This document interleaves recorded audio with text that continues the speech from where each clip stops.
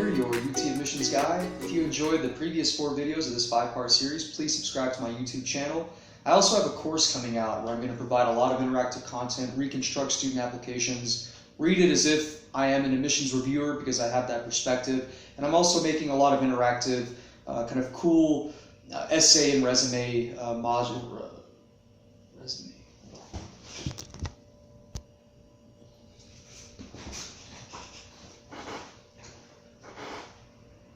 Hey, Kevin Martin here, your UT admissions guy. I'm joining you today for the 5th of the 5-part final.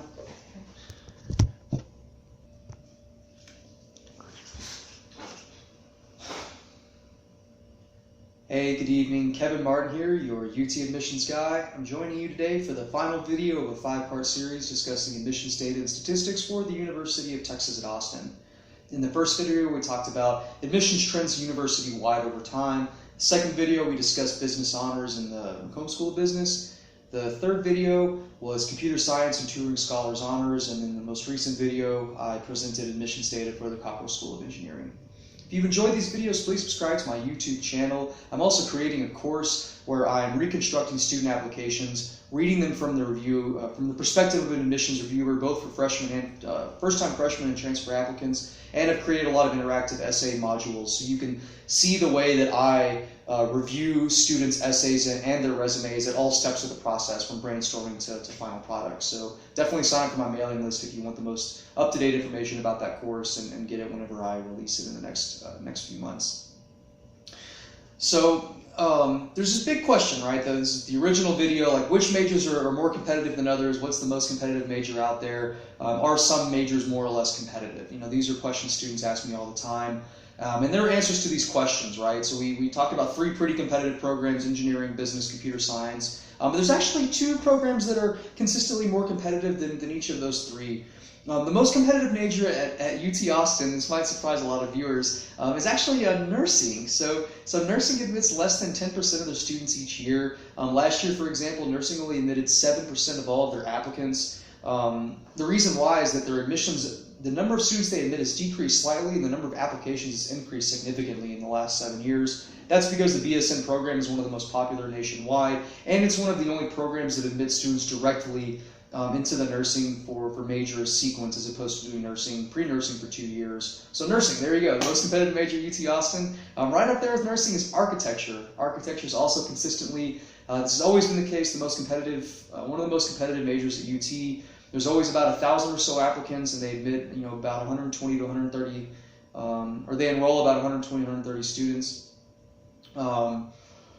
For transfers, for example, it's almost impossible to transfer into architecture, whether you're an internal transfer or especially an external transfer. There's just not that many students that leave the architecture program once they gain admission. The next most competitive majors are, again, those big 3: business, engineering, computer science, with computer science being, consistently, right up there with architecture as one of the most competitive majors at the university. Engineering, we discussed, there's a lot of fluctuation based on what your first choice major is. Right behind that is Geo Scientists. So the Jackson School has some interesting statistics. They've actually decreased the number of applicants over the past few years. They've admitted about the same or even a little bit less. They tend to admit about 1/3 or 33% of their applicants each year. They only receive a few hundred applicants, one of the smallest programs at UT Austin. I mean, it may as well be an honors program. There's guaranteed scholarships, a lot of built-in study abroad or field trips across the state of Texas and the United States. So if you're looking at petroleum, maybe consider geosciences. If you're at all interested in nature or how the earth works, definitely consider that as an option. They take really good care of their students. So natural sciences is an interesting example. It's the most popular kind of college or school at UT Austin. They have the most number of applicants. They admit the most number of students, and their admissions rate's about 50%. But the average applicant to the College of Natural Sciences is stronger than the average applicant to the university, across the whole university. The average ACT is about a 30. And what's interesting is about 1/3 of all College of Natural Science students are not those automatically admitted Texas residents. So even though a student's in the top 7%, and even though 75% of Texas residents must gain automatic admission, that doesn't mean that 75% of spaces within business or engineering or natural sciences must be reserved for those automatically admitted Texas residents. So those non-automatically admitted students are overrepresented in the College of Natural Sciences. That's also true with engineering and business as well. Communications is kind of that next kind of tiny step down from natural sciences. Their admissions rate really fluctuates a lot, between 37% at the low end, 49% at the high end. In 2016, the Moody College admitted about 46% of their students. But definitely, if you want to go for comm, I'd say go for it. It's not on the same level as competitiveness as business, for example. So some students debating between advertising and marketing might opt for advertising and communications rather than marketing in the Macomb School of Business. The next tier down is College of Liberal Arts and Undergraduate Studies. These have a similar admissions profile. These students may have a 27 or a 28 rather than a 29 university-wide or a 30 average for the College of Natural Sciences. So especially if you're debating between business or economics and the College of Liberal Arts, sometimes I'll kind of nudge students towards that direction, especially if they're outside the top 10% or their test scores are not, 1350, 1400.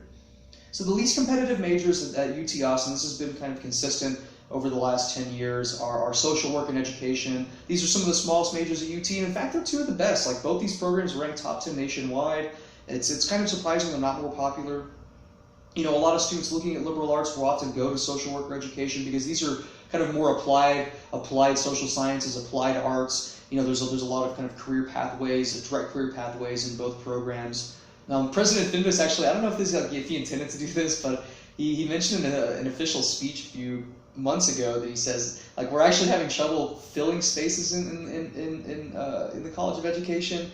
It doesn't necessarily mean that it's super easy that they're begging students to apply, but these are like the two least competitive majors at UT Austin. This has always been the case. The typical admit profile is also going to be below average relative to the rest of the university. So this kind of wraps up our discussion of admissions and statistics. The general rule of thumb is don't try and game the system and apply for a major. Don't apply for social work. If your intention is to transfer into business, because it's not really worth attending UT if you're not guaranteed your major. But on the other hand, a lot of students change their minds, and so undergraduate studies, that's why they created it 10 years ago. It's specifically for that applicant who's just isn't quite sure what they want to do, and that's totally understandable. The average college student changes their major twice before they graduate. So don't get too worked up about these things. But again, your first choice major will make a difference in terms of who else you're applying against. So I hope you enjoyed this video. I hope you enjoyed this 5-part series. If you want a free consultation, feel free to complete my questionnaire that you can find in the information section of this box. Definitely sign up for my mailing list, subscribe to my YouTube channel, and as always, you can get in touch at kevin@texadmissions.com to receive the latest information about UT Austin admissions. Thanks, and I hope you have a great day.